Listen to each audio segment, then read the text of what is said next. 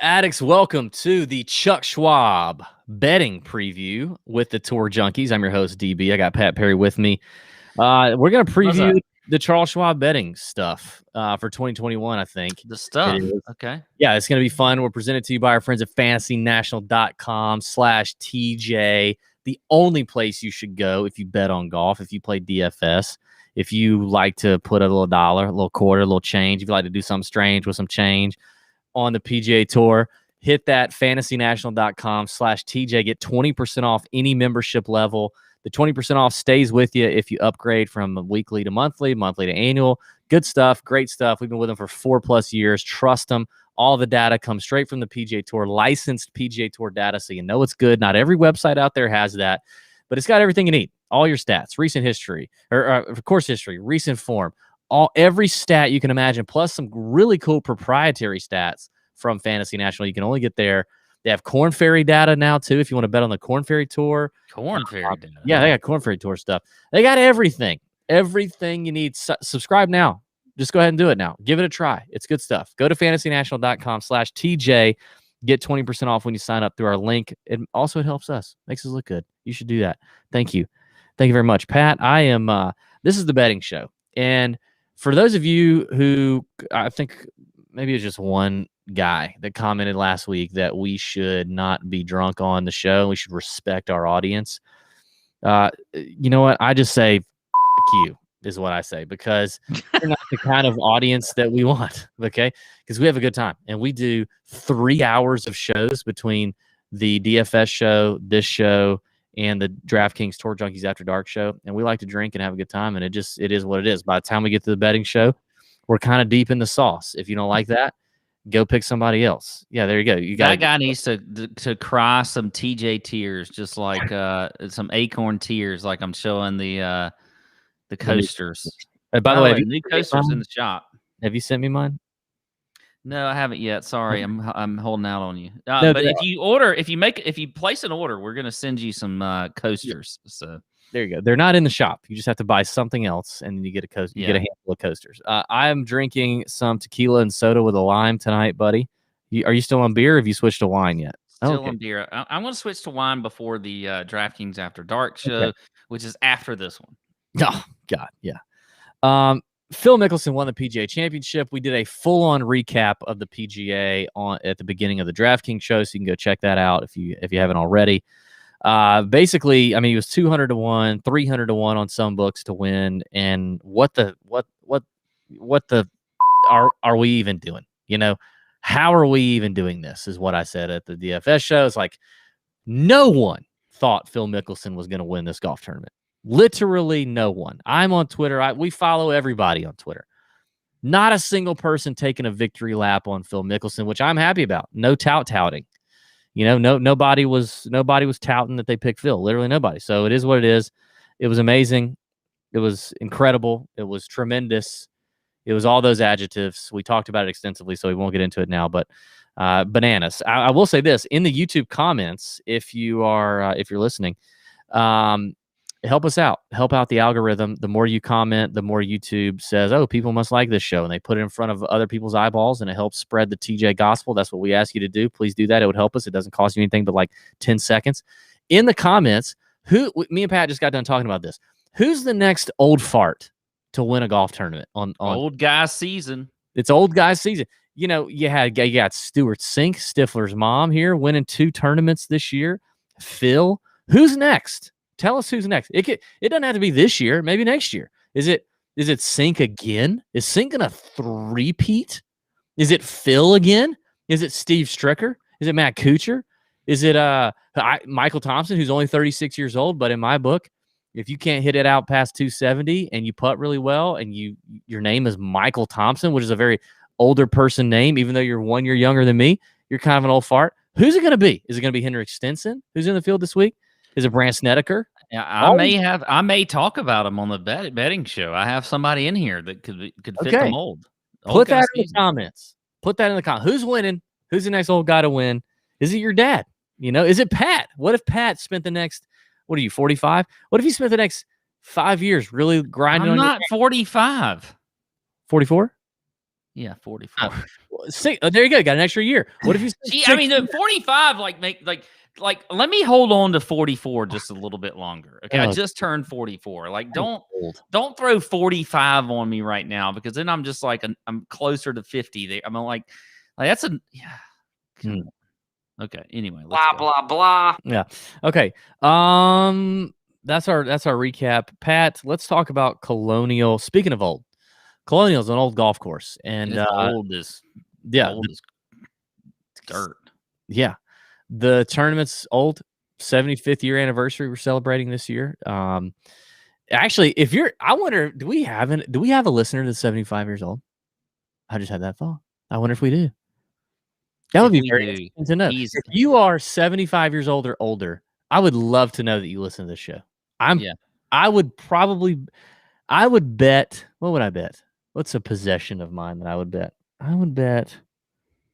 I would bet everything hanging up on my wall back here, which there's more than you can see if you're watching on YouTube. I would bet all my framed, signed memorabilia that we do not have anyone 75 years old or older listening to us. But I would be very interested to know. Okay, now course breakdown. Okay, you're right. Okay. So we are at Colonial Country Club this week for the Charles Schwab Invitational in Fort Worth, Texas. Par 70 this week, just over 7,200 yards, so not very long by tour standards. It is an invitational, so we've got 121 players in the field this week, of which top 65 and ties will make the cut. So you should have a higher percentage of 6 of 6 lineups, being a little bit shorter field. This is a great classical old course, as you mentioned. It's old guy season, so we're on an old course. Oh yeah. You've got tight tree-lined fairways and relatively tough greens to hit. And I think this is an approach week. Okay, this is all about ball striking, all about your iron play into these greens. You've got to hit these fairways in the right spots. It's a lot of angles this week, a lot of calculations from the angles this week. And then it's a putting contest on these bent grass greens, which can be a little bit tricky. They're going to be quick as well. This course can be pretty difficult, but I do think it's going to play a little easier this week. We're getting a lot of rain earlier in the week, early in the week, and it's going to dry out later, but I do think it's going to play a little bit easier. I think they're going to be able to score on this course. Looking at stats for me, I think course history is big. I mean, you look at, they played here, 75 years, like you just mentioned. So there's a lot of history here. I'm looking at form, strokes gain approach, as I mentioned, driving accuracy, and then putting on bent grass greens. Your defending champs here, Daniel Berger, last year. This was the first event back after COVID in June, so a little bit later than it is this year. Then you had Kevin Knott. You're leaving out a detail. And what? We hit Daniel Berger at 70-1. Sorry, we did hit Berger at 70. We wrote him up. We talked him up. Come on. Yeah. We got to tout ourselves. Okay. Yeah. Tout. Kevin Na in 2019, Justin Rose in 2018, Kevin Kisner in 2017, Jordan Spieth in 2016, and then Chris Kirk in 2015. You'll see a theme there on those past champions. Not really any of them are like known to be bombers. They're all precision, accurate guys off the tee, good iron players, and good putters. So that's pretty much what you got to do here to win. That's all I got, DB. Yeah, man. I looked at on Fantasy National, looked at fairways gained, looked at strokes gained off the tee as well, just to see it next to each other. Looked at strokes gained approach, very important. You hear a lot of golfers talk about how off the tee here, because it's tight, because it's tree lined, it's classic course, got to be in the fairway. You hear a lot of golfers talk about everybody kind of hits to the same spots. And then from there, it's about what you just said, precision iron play into these greens, and then putting on bent grass, making some putts. You didn't talk about weather, but I think it's worth mentioning, and we don't talk about it a lot on every show, but it is Texas. The weather. I did mention it real quick. I mentioned the rain. Okay, yeah, you talked about the rain making a play soft. And that's important because, if you're not in the fairway, you don't get the lift clean in place, because chances are we're going to have to lift clean in place on Thursday, maybe even Friday. It does look pretty windy on Thursday and maybe Friday as well. So it's something to pay attention to. You got to be checking it late on Wednesday. A good reason to join the Nut Hut on tourjunkies.com for $10 a month or $90 a year.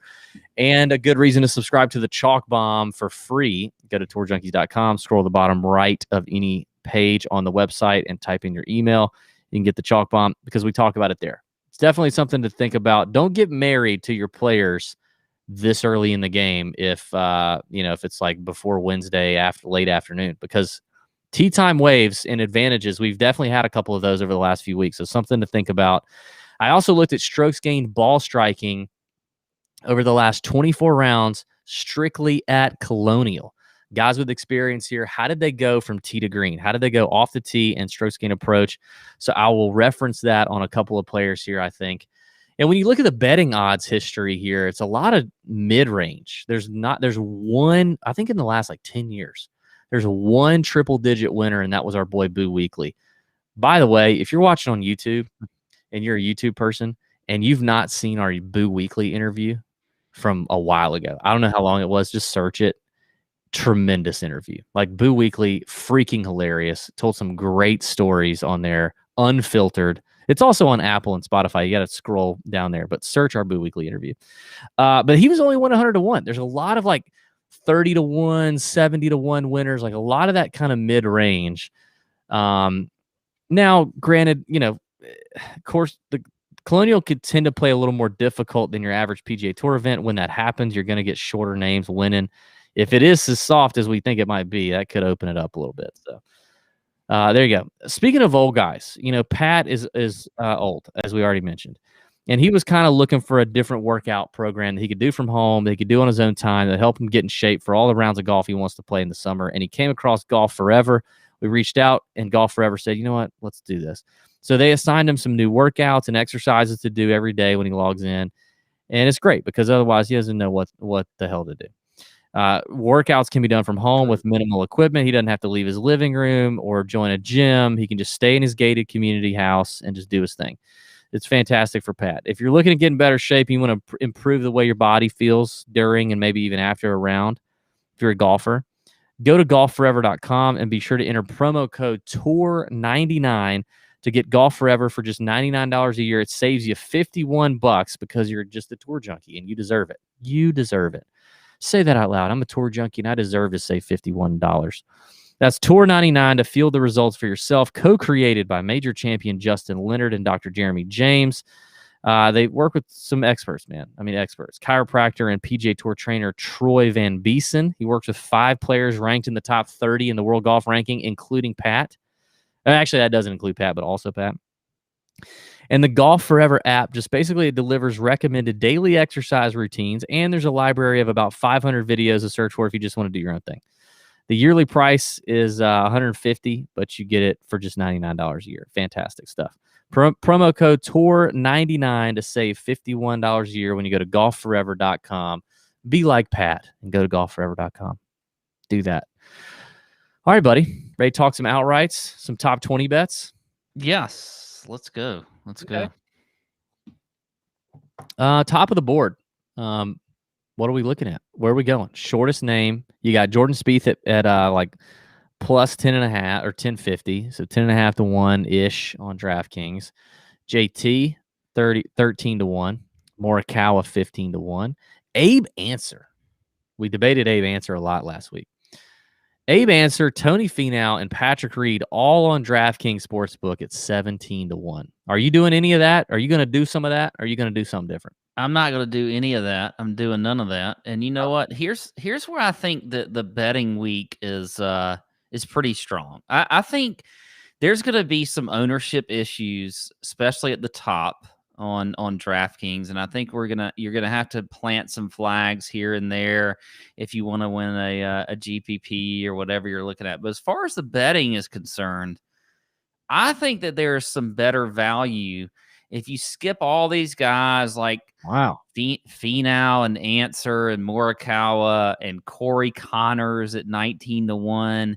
And you start with Willie Zalatoris at 25 to 1. I think that's my favorite play right there in this shorter category, I guess you could say. I love to start with Zalatoris. I think this is a great course fit for him. I think he's going to be a little bit too high owned for me on DraftKings as far as DFS is concerned, but he needs a win. He's going to get it eventually here, and you're getting him at 25-1. I like the odds there. And then Scottie Scheffler at 30 to 1. Okay. Can I add to the Will? I want to pile on the Will Zalatoris thing real quick because I agree. Now I do have one other player that I want to start before him, but I love the Zalatoris play at 25-1. We obviously know that despite the incredible year this guy's having, he's still not in the FedEx Cup playoffs, and they'll be here before you know it. He's got to win a golf tournament to get to the FedEx Cup playoffs and have a chance to compete for $15 million, which he could do. He could win. So he needs a win. He's a Texas guy, that local kid, right? But when you look at his approach numbers, now he's a bomber. He hits it a long way, okay? But he could dial it down. That's not a problem. Like he can dial it down. But his approach play is so sexual. It is bite your lip, hold on tight, sexual, curl your. He's only behind Morikawa when it comes to. Yeah, he is. It is curl your toes, sexual. 8.2 strokes gained on approach at the PGA. 8.2, 9.5 at the Byron Nelson, also in Texas. A couple weeks ago, 4.6 at the Players, 4.6. I mean, like anything sub 3.5 is like what happened to Will? Is Will broken? And that's incredible. If you gave 3.5 strokes gain approach to like 50 different guys on the PGA Tour, they'd be winning all the time. It's a tremendous play for Will Zalatoris. 25-1, I think you get it now before it gets shorter. So couldn't agree more. Yeah, I like that number a lot. Next guy I like is Scottie Scheffler at 30-1. Now, I did mention him on the DFS show as a guy that I like. But this week, I think that's a great number for him.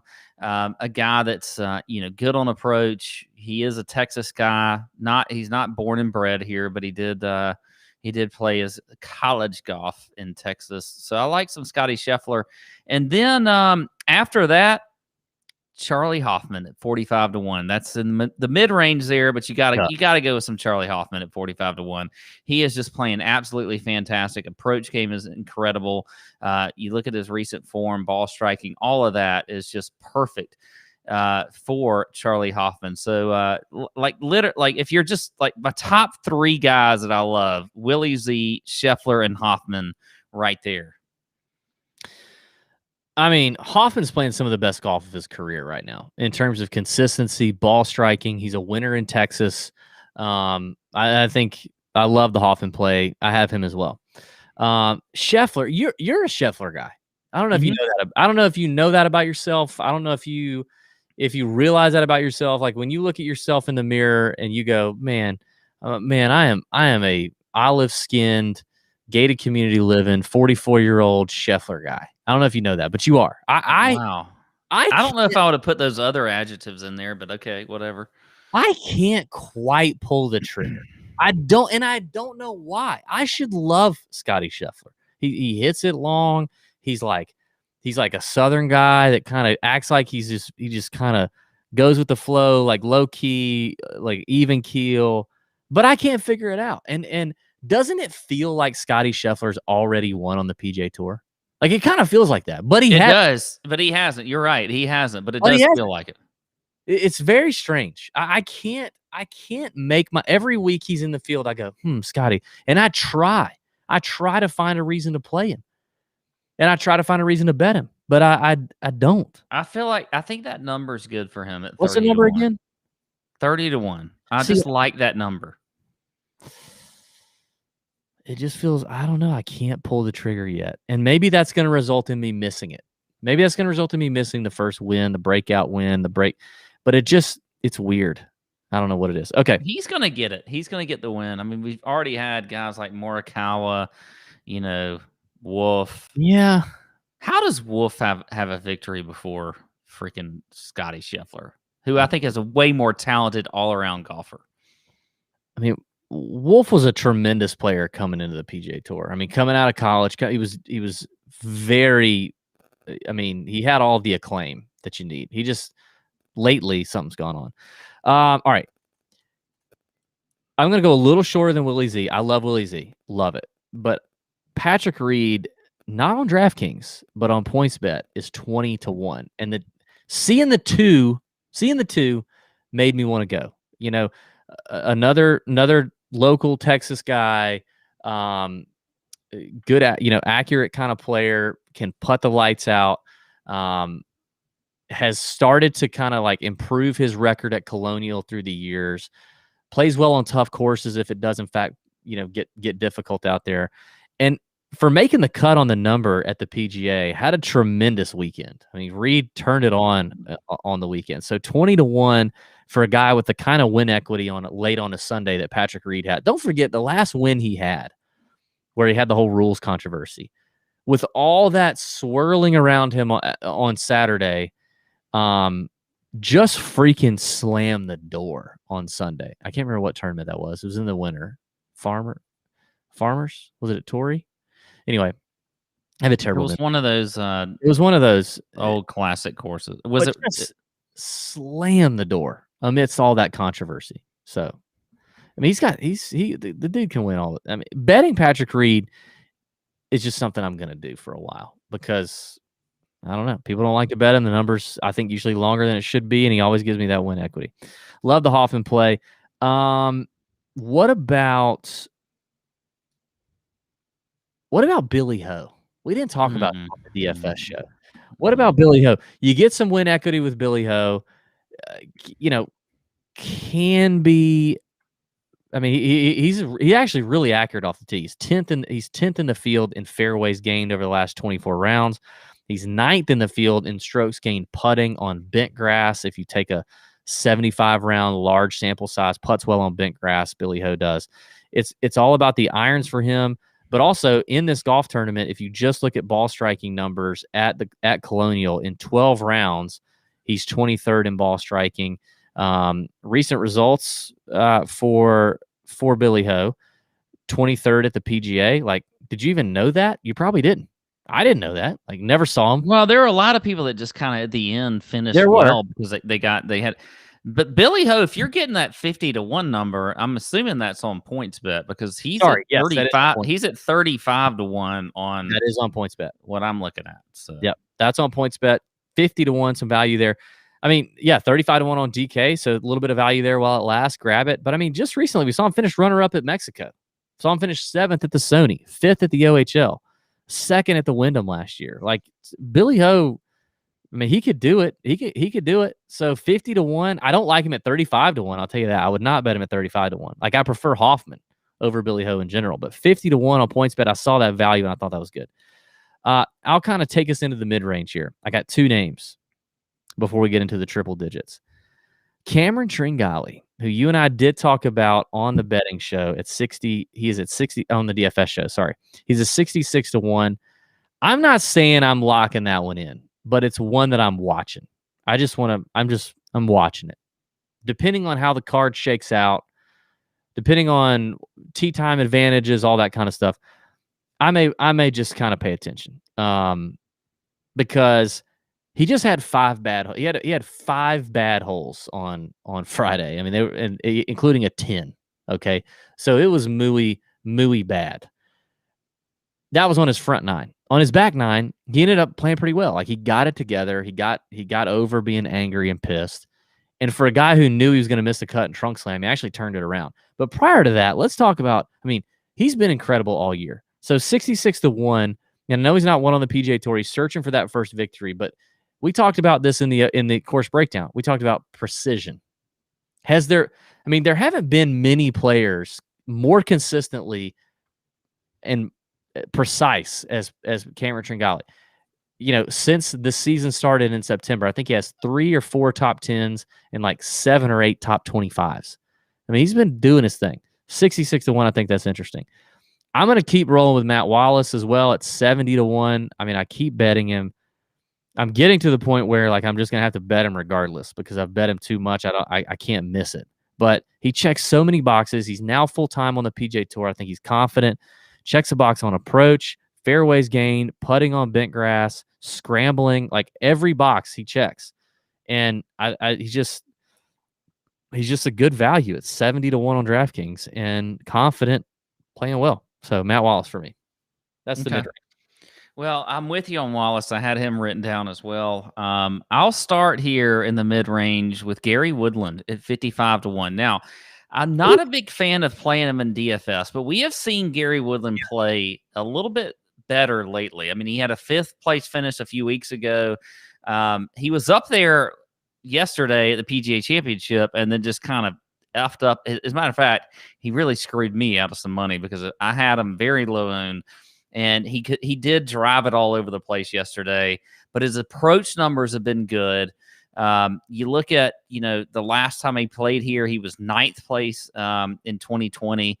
I like the way we've seen Gary Woodland play lately. So I'm getting him at 55-1. I'm a fan of him. And then I mentioned, do you have a thought there? I agree. He can't put 4 together. Like, what the hell is his problem? That's the problem. That's the biggest problem. But if he does, he can win.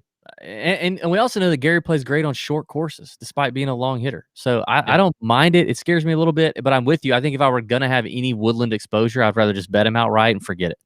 Yeah. And then the old guy that I mentioned at the beginning of the show that I might play is Matt Kuchar, 70-1. I think this is a great course fit for him. Cooch. I mean, if we're gonna get another, if this is old guy season for real, we need a Kuchar win. I mean, Kuchar is just gonna that's the stamp of approval on old guy season is if we get a Matt Kuchar win outside of a Phil Mickelson win. We need a Kuchar win.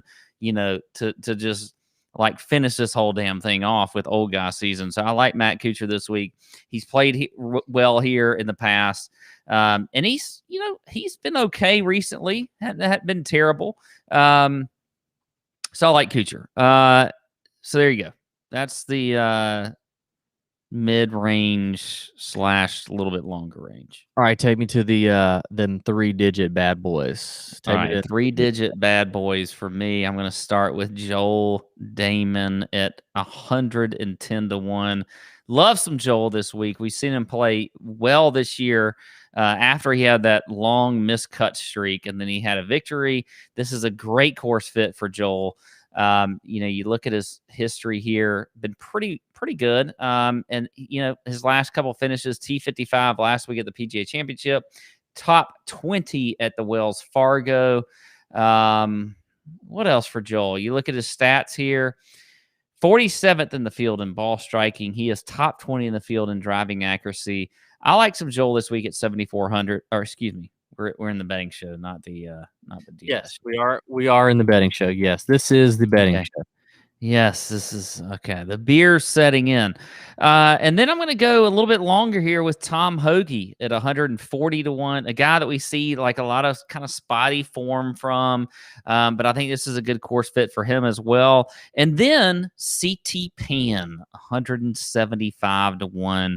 He's kind of like a short course expert, I think, Old CT. I like CT. I don't like CT Pan. I don't ever like him. Never. I like the Dahmen play. I'm with you on the Dahmen play. I kind of feel a little HV3 this week. I had a little exposure to him in DraftKings GPPs last week for the PGA, where he had a decent week. He finished 49th. He did okay, but I mean, tee to green, he was fantastic. Gained 6.8 strokes tee to green. We also just saw him finish runner-up at the RBC Heritage. Very interesting there for old HV3. Checks a box. I mean, for his range, for 100-1, checks a box in fairways gained, approach play. Putting on bent, not that bad. He's a great scrambler in case that happens, in case he misses a green, whatever. But I think HV3 could get his, I think he could get his first PGA Tour win here. Like, who knows? It's I think it's possible. T19 last year. I'd love to see HV3 win one. It'd be a good time. 100-1. Okay, we didn't talk about this guy on the betting show.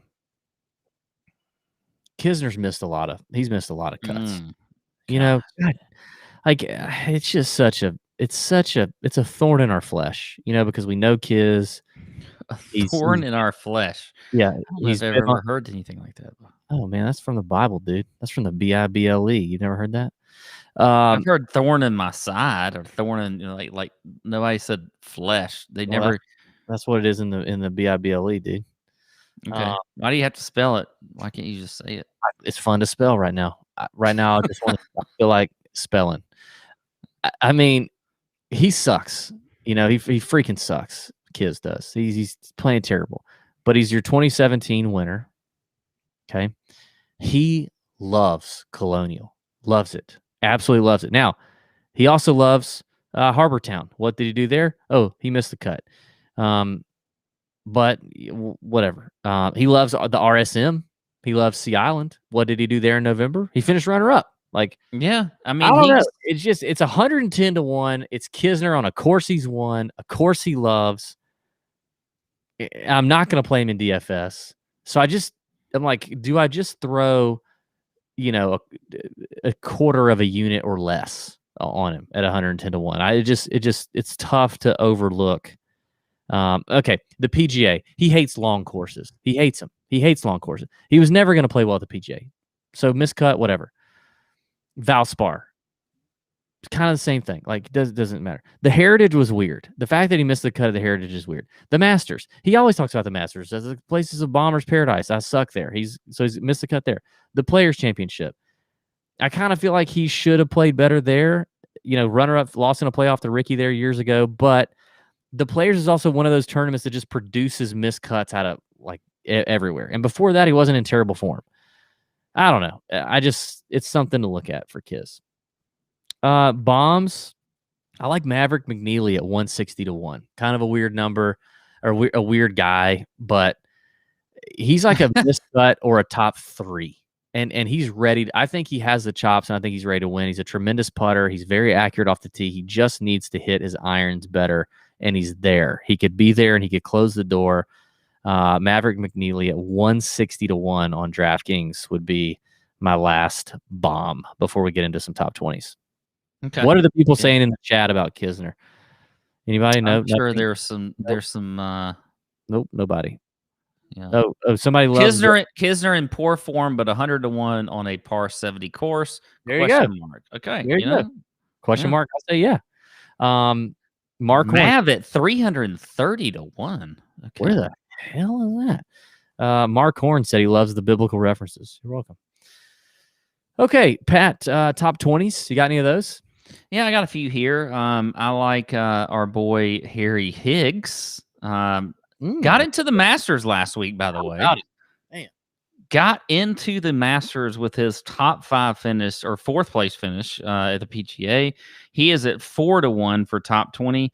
I like Stenson. I mentioned him on the DFS show as a possible. I like him as a top 20. He is at 6.5 to 1. And then Patrick Rodgers also at 6.5 to 1 as well. Now, Patrick Rodgers does not fit this course as far as what he's doing well, because it's not really anything as far as the stats are concerned. But you know what? His recent form has been okay. I mean, it hasn't been terrible for old Patrick Rodgers. So I like him. I mean, he's made his last couple cuts. I believe he's got a decent course history here as well. Could be wrong on that. Yeah, top 15 finish last year. So if he finishes again in the top 20, you get him in at 6.5 to 1. So there you go, DB. I like the Higgs call. I like that call. By the way, there's another interview that we did a long time ago on the YouTube channel and on Apple and Spotify. If you want to go Google or search that Harry Higgs interview, very good. Very hilarious person. Good stuff. What's also good stuff, Pat, is, cooking with your family, cooking for your family, cooking with your family. I do that all the time. Me too. Cooking for your wife, cooking with your wife. You can do that. And we did that recently because our friends at HelloFresh reached out and said, hey, we want to send you a box of food. We want to send you a box of uncooked food. We think you're going to like the uncooked food. You make it cooked and it's delicious. We'll measure it out.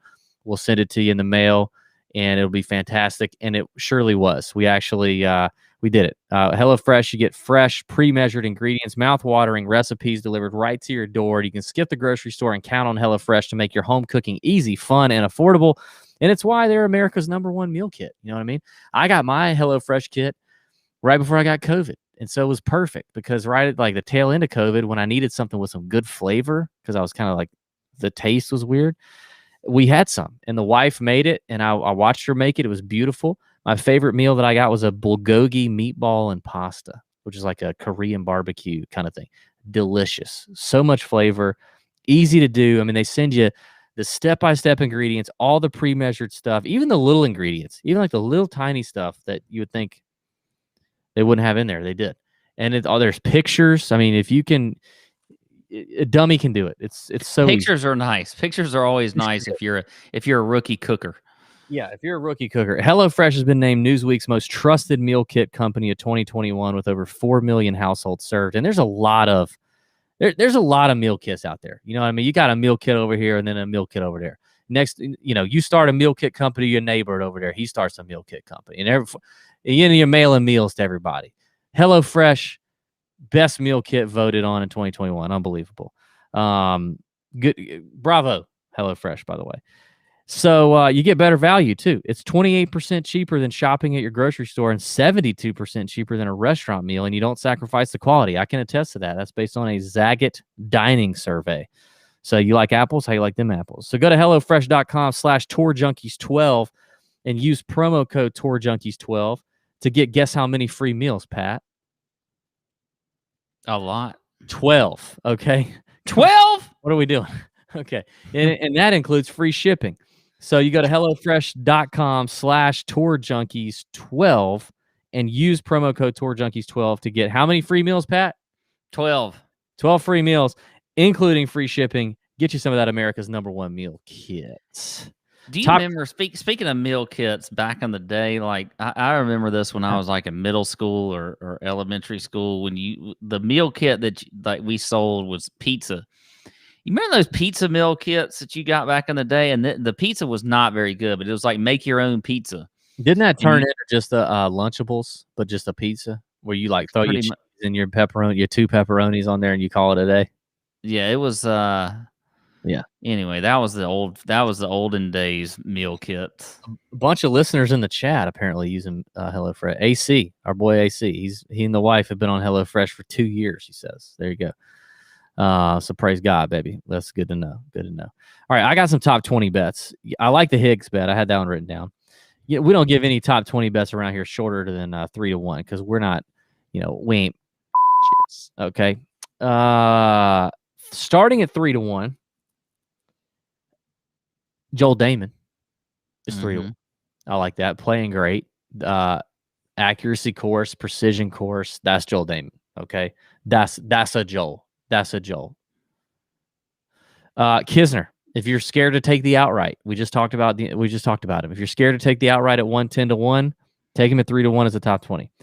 4-1, you mentioned Higgs. I had him written down. I already mentioned McNealy. I think McNealy is an interesting play for at 4-1. It is all about the irons, man. I'm telling you, if that kid can have a decent iron week, he's a lock as a top 20. He putts. He's such a good putter. And go look at his performance. Like, go look at his game log or his, recent form. It's like miscut top 10. So just do that. 4.5-1. I didn't mention this guy. I did mention him on the DFS show. A guy who checks a ton of boxes is Matt Naismith. Played here for the first time last year, finished 49th, I believe. Checks a box in approach, off the tee, decent putter, great ball striker. And the young guy is confident. I like him. And remember, this is 121 guys. So it's a little easier to finish top 20. Slightly higher percentage of players here are going to finish top 20. But I love this. I'm about to get real long on you as we end the show. There's a few 5-1 names, which is long for a top 20. I'm going to give you 2. Adam Schenk, 5-1. Good irons, good putter. Just hit it in the fairway, Adam, and you can get there. Decent recent form. Let's do that. And then Nick Taylor, the Canadian. Like Nick Taylor's a PGA Tour winner. He thrives on short courses. He thrives on them. Nick Taylor could come out of here and scare some folks. I'm just letting you know he's also 200-1 as an outright. He's, again, PGA Tour winner. Accurate. Nick Taylor, 5-1 top 20. That's a bomb, but, that's what we do. I don't mind it. I don't mind it.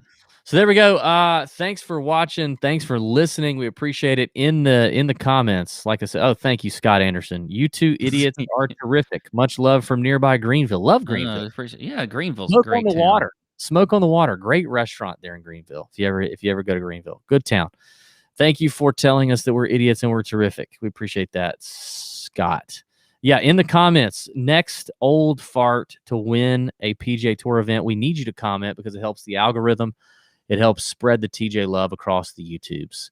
And if you're listening on Apple, leave us a 5-star review. We would appreciate it. It'd be great for you to do that. It'd be very nice of you to do that. 5-star review. Write a nice comment about what you like about the show. And we'll go from there. Hope everybody has a wonderful week for the Charles Schwab. We're going to have a bunch of content out later. Join the Nut Hut. Pat, hope you have a great week. Thanks, man.